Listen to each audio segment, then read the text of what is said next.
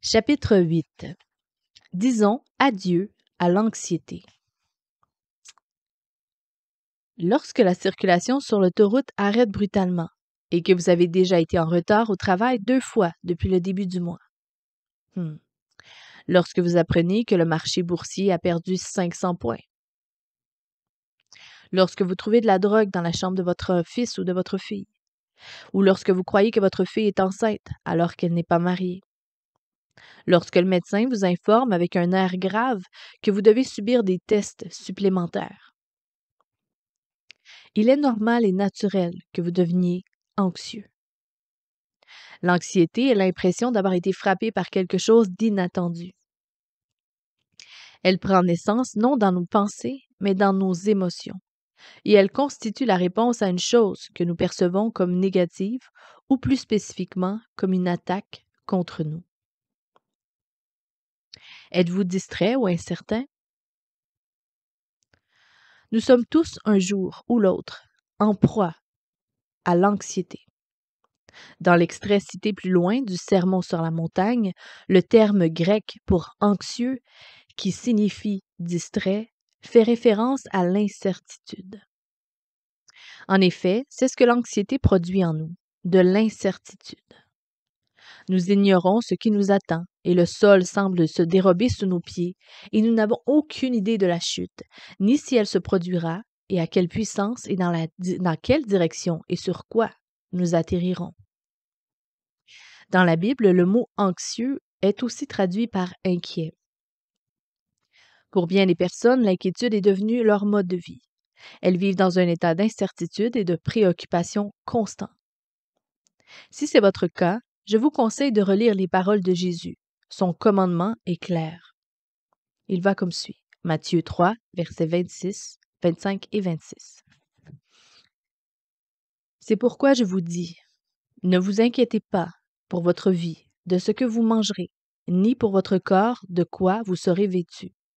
La vie n'est-elle pas plus que la nourriture et le corps plus que le vêtement? Regardez les oiseaux du ciel. Ils ne sèment ni ne moissonnent. Ils n'amassent rien dans des greniers, et votre Père céleste les nourrit. Ne valez-vous pas beaucoup plus qu'eux? Jésus ne nous fait pas une suggestion ici. Il s'agit d'un ordre. Comme on l'a souvent dit, vous vous dites peut-être que vous ne pouvez pas vous départir de votre anxiété, car vous avez toujours été une personne préoccupée. C'est faux. Vous pouvez cesser de vous inquiéter. L'anxiété ne provient pas des circonstances elles-mêmes, mais plutôt de notre réaction face à celles-ci.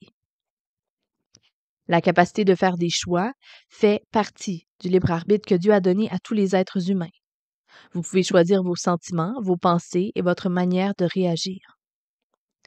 Une de mes amies m'a fait part d'une expérience qu'elle a vécue il y a 10 ans. Son père, qui était veuf et âgé, était venu habiter chez elle. Leur relation était presque toujours positive et enrichissante. Pourtant, elle s'est rappelée d'un jour où il avait été particulièrement grincheux. Rien ne lui convenait. Il avait critiqué différentes choses, si bien que son pessimisme et son attitude négative avaient irrité sa fille. Comme elle allait sortir pour faire des courses, elle vit son père et se dit « C'est mon père et je l'aime. Il est âgé et ne sera plus avec moi pour bien longtemps.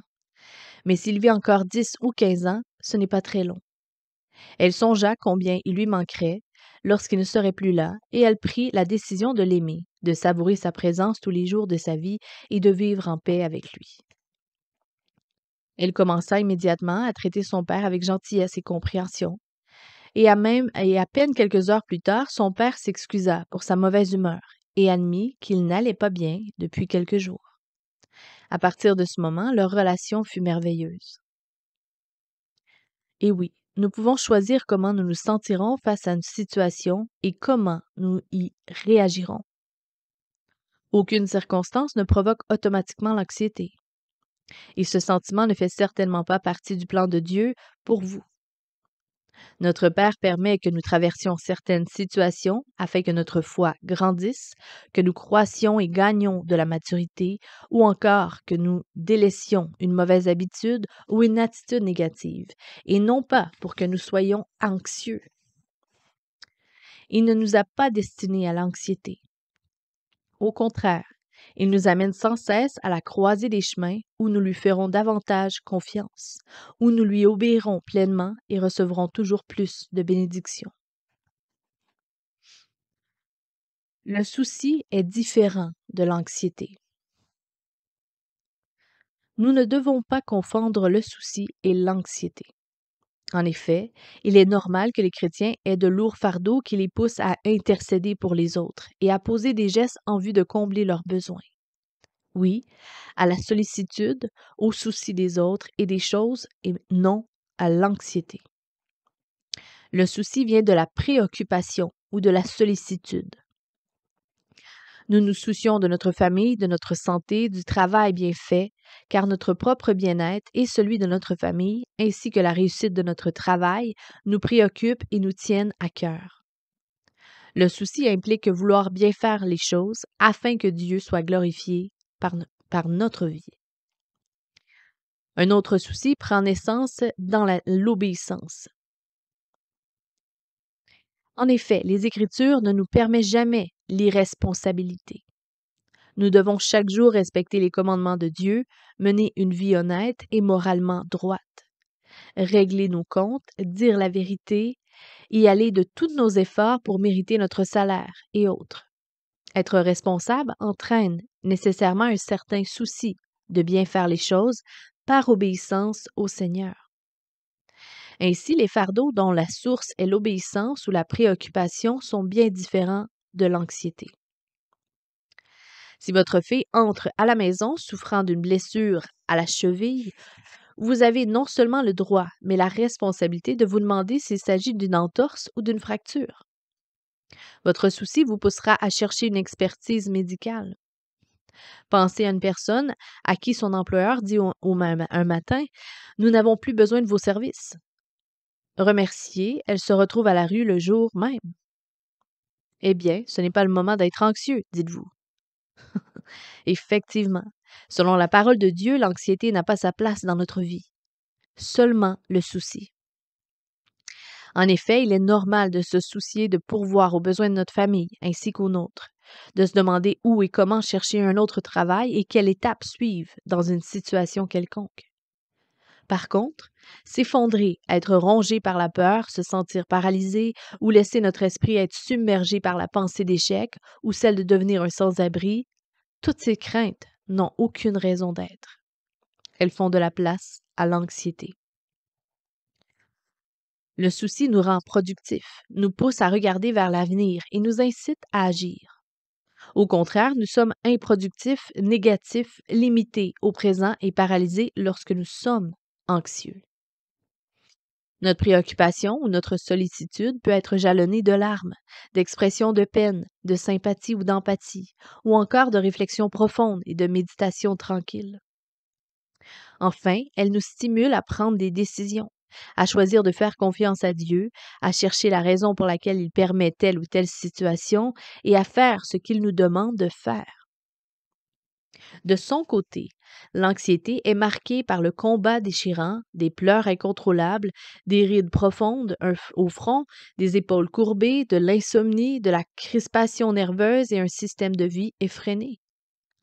L'anxiété est un tapis roulant qui maintient la personne dans la peur et la négativité et qui l'empêche de connaître la paix. Les effets de l'anxiété. Voici 7 effets très négatifs de l'anxiété. Et le numéro 1, nous commençons par l'anxiété divise l'esprit. Ce que j'appelle un esprit divisé crée un stress chez de nombreuses personnes. Elles exécutent une tâche et participent à une réunion ou parlent avec quelqu'un, mais leur esprit et leur cœur sont accaparés par un autre problème. Un jour, un homme atteint du cancer me dit « Chaque jour, j'ai le cancer. Est la première pensée qui m'habite en me levant, et la dernière en me couchant, et une fois sur 3 ou 4 durant la journée. Je suis certain que les personnes qui doivent résoudre un problème important, quel qu'il soit, y réfléchissent la majeure partie du temps. Un esprit divisé empêche les personnes de se concentrer entièrement sur les tâches qu'elles doivent accomplir. Les inquiétudes harcelantes et les sentiments troublants les distraient et les plongent dans une semi-confusion constante. Il n'y a pas très longtemps, une dame me parla de la maladie mentale de son mari. Et je lui demandais: En quoi la maladie de Bill vous affecte-t-elle? Je ne savais jamais quel Bill m'attendait à la maison. Serait-ce le Bill doux et aimant ou le Bill renfrogné, irrité et silencieux? Cette situation a-t-elle influencé votre travail? J'ai presque perdu mon emploi parce que je n'arrivais pas à me concentrer sur mon travail. Au milieu d'une réunion ou assise à mon poste de travail, mes pensées avaient tendance à graviter autour de la situation de mon mari. Je songeais à son refus de consulter des professionnels et de prendre les médicaments qui lui avaient été prescrits et à l'impact de sa maladie sur notre relation. Je ne pouvais l'aider, mais je réfléchissais continuellement à l'avenir de notre mariage. De plus, je me demandais si notre bébé pouvait avoir hérité biologiquement de sa maladie. J'étais préoccupée par ce que j'allais faire, ce que je pourrais faire et ce que je devais faire, et surtout par le sentiment que je n'étais probablement pas en mesure de faire quoi que ce soit pour améliorer la situation. Comme je ne pouvais me concentrer entièrement, je n'étais pas à mon meilleur et je commettais des erreurs d'inattention et j'ai raté une promotion. Puis, je me suis réveillée. Il fallait que les choses changent. Si Bill ne voulait pas d'aide, je pouvais tout de même en chercher pour moi-même, car je devais retrouver la paix. Numéro 2. L'anxiété réduit la productivité. Si une personne a l'esprit divisé, elle est forcément moins productive qu'à l'habitude. Elle est incapable d'offrir des efforts soutenus et de mener un projet à terme. En plus d'être moins productive, elle est généralement moins efficace et par conséquent, la qualité de son travail est réduite. Numéro 3. L'anxiété est à l'origine de mauvaises décisions. De façon générale, une personne qui n'arrive pas à se concentrer sur sa tâche est incapable de faire ses devoirs, entre guillemets, de percevoir toutes les facettes d'un problème et d'écouter attentivement tous les conseils sages qu'on pourrait lui donner. Ainsi, elle prend souvent de mauvaises décisions et ne résout pas les problèmes adéquatement. Les mauvais choix conduisent souvent à l'échec qui, à son tour, amplifie l'anxiété. Les personnes très anxieuses sont souvent paralysées émotionnellement et ne peuvent prendre aucune décision. Elles sont inaptes à aller de l'avant et vivent dans un nuage, de confusion et d'appréhension. Numéro 4. L'anxiété draine l'énergie. L'anxiété prolongée épuise. Elle endommage le système immunitaire, et nerveux aussi, et altère certains systèmes chimiques de l'organisme qui consomment des vitamines et des minéraux nécessaires pour maintenir un bon niveau d'énergie. Numéro 5. L'anxiété cause des maladies physiques. Au fil des années, les recherches scientifiques et médicales ont démontré que l'anxiété cause de nombreux effets néfastes sur le corps humain, dont les maux de tête, les maux d'estomac, les troubles intestinaux, la constriction des vaisseaux sanguins, et qui cause l'hypertension artérielle et qui, par conséquent, accroît les risques de crise cardiaque et d'accidents vasculaires cérébrales. De même que les troubles biochimiques qui créent des déséquilibres hormonaux, facteurs possibles de multiples affections. En réalité, certaines des écoles de médecine les plus réputées en Amérique affirment sans équivoque que la foi et la prière réduisent l'anxiété, la peur et le stress des patients et accélèrent la guérison. Numéro 6. L'anxiété éloigne l'entourage. Lorsqu'une personne a de la difficulté à se concentrer et qu'elle est distraite, les gens qui l'entourent ont du mal à communiquer avec elle. Par ailleurs, elle est agitée et frustrée, elle blâme et critique facilement les autres et elle est prompte à la colère. Et la mauvaise communication est très nuisible pour les amitiés, les mariages et les relations parents-enfants. Elle peut très bien éloigner les personnes et leur faire croire qu'elles sont rejetées ou non désirées. Et le numéro 7, l'anxiété détruit la joie. En général, pour une personne anxieuse, cette personne n'est pas joyeuse. En effet, une personne toujours inquiète et sans cesse écrasée par des problèmes de la vie perd de son espérance et de sa capacité d'apprécier les moments agréables. Elle semble toujours à la recherche d'un problème caché dans les profondeurs de sa pensée ou au fond de son âme. La paix et la joie ne peuvent cohabiter avec l'anxiété. Si nous considérons tous les effets négatifs de l'anxiété, nous pouvons conclure qu'elle ne fait pas partie du plan de Dieu pour nous. Sa parole dit clairement: ne t'irrite pas, ce serait mal faire, en Psaume 37, verset 8. Que dire de la panique? L'expression crise de panique est parfois utilisée pour décrire l'état d'une personne dont l'anxiété a rendu les émotions incontrôlables. Dans de tels moments, notre rythme cardiaque accélère et nous pouvons suer à profusion, devenir somnolents ou étourdis, ou nous sentir comme si nous allions nous effondrer. J'ai déjà vécu une telle crise et c'était horrible. Je peux comprendre désormais que les gens puissent consommer des drogues quand ils sont au milieu d'une crise pareille. L'anxiété et l'agitation mêlées à l'épuisement vont s'intensifiant. Je me sentais comme si je perdais la maîtrise de mes pensées, comme si j'arrivais au bout du rouleau. Dans mon désespoir, je criais à Dieu, comme un petit garçon qui appelle ses parents lorsqu'il fait un mauvais rêve. Sa présence m'entoura et me soutint au cours de toute cette période difficile. Si vous ne connaissez pas le Seigneur, comment calmerez-vous votre âme et votre esprit? Si vous ne le connaissez pas et que vous confrontez une tragédie ou que le stress vous envahit, comment vous soulagerez-vous? En des moments semblables, les drogues et l'alcool offrent une fuite facile, mais combien éphémère. La bonne nouvelle, c'est que les personnes qui connaissent vraiment le Seigneur n'ont pas besoin d'emprunter le chemin qui conduit à la dépendance. En effet, elles peuvent crier à Dieu: Soutiens-moi, aide-moi, ne m'abandonne pas. Et plus elles le font, avec un cœur sincère, et plus il les inonde de sa présence qui chasse l'anxiété.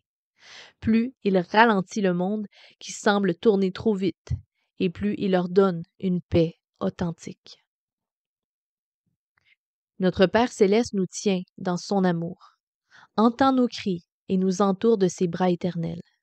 Il nous serre près de lui et nous réconforte. Et plus nous sommes près de lui, et plus notre esprit est tranquille. Que faire immédiatement lorsque l'anxiété frappe?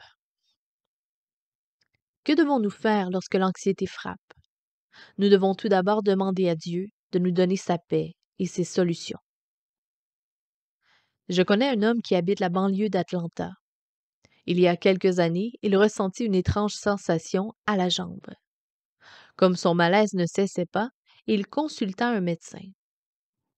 Après lui avoir fait subir une série de tests, ce dernier lui annonça qu'il était atteint d'une forme de cancer rare et virulent. La nouvelle le dévasta. L'athlète, qui croyait être en parfaite santé, vit son avenir s'effriter devant lui. L'anxiété ayant saisi son esprit, il se mit à imaginer les pires scénarios possibles. Heureusement, ses amis l'entourèrent et le soutinrent et fortifièrent sa foi. Ils l'exhortèrent à considérer que Dieu lui offrait sa présence et sa paix. Il est maintenant guéri et il aide d'autres victimes du cancer à mener leur propre lutte. Il jouit de la paix et désire que d'autres en jouissent autant. Il découvrit le secret de la paix alors que l'inquiétude et l'anxiété avaient surgi sur son chemin. Comment devrions-nous procéder? Très précisément, nous devons demander à Dieu de gérer les problèmes qui chargent notre conscience et notre subconscient.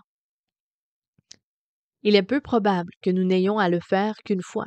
Au contraire, nous devrons sûrement nous tourner vers Dieu de nombreuses fois au cours d'une journée. Nous devons demander au Seigneur de nous aider à concentrer toutes nos pensées et toute notre énergie sur la situation problématique actuelle en lui disant: Tu règnes sur cette situation, j'ai confiance que tu t'occupes de telle personne gênante ou de telle circonstance pénible. Aide-moi à prêter toute mon attention à la tâche que tu as mise devant moi.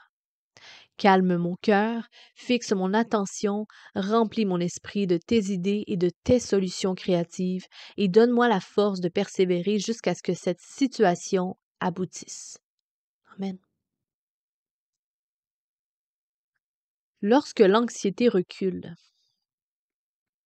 Lorsque la force première de la crise d'anxiété bat en retraite, nous devons répondre à une question pour notre propre vie. Dieu est-il mon Père céleste en tout temps et cherche-t-il toujours mon bien éternel? Avoir une pensée juste à propos de Dieu est la clé qui permet de vaincre l'anxiété. Dieu est souverain, il a créé toutes choses et il maîtrise tous les aspects de sa création. Il est omnipotent, omniscient et omniprésent. Dieu connaît notre situation sous toutes ses coutures. Il sait comment faire jaillir la plénitude du brisement, changer la faiblesse en force, guérir les malades et transformer les disputes et la haine en réconciliation et en amour. En outre, il nous aime d'un amour inconditionnel, insondable et infini. Il connaît tout de nous et il nous aime malgré tout. Notre Père céleste règne sur tout, connaît tout, est présent partout. Nous pouvons lui faire confiance. Et la confiance chasse l'anxiété. Le choix nous appartient. Vous pouvez vous laisser emporter par la spirale de l'anxiété ou dire au Seigneur: Père céleste, je te remets cette situation qui me dépasse. Je m'y sens impuissante, mais tu peux la transformer. Tu m'aimes d'un amour parfait et je m'en remets à toi pour gérer la situation de façon appropriée. Je sais que tout ce que tu as prévu pour moi est bon. J'ai hâte de voir comment tu manifesteras ton amour, ta sagesse et ta puissance. Mon ami, la paix n'est pas sur le chemin de l'anxiété et de l'inquiétude. À bientôt.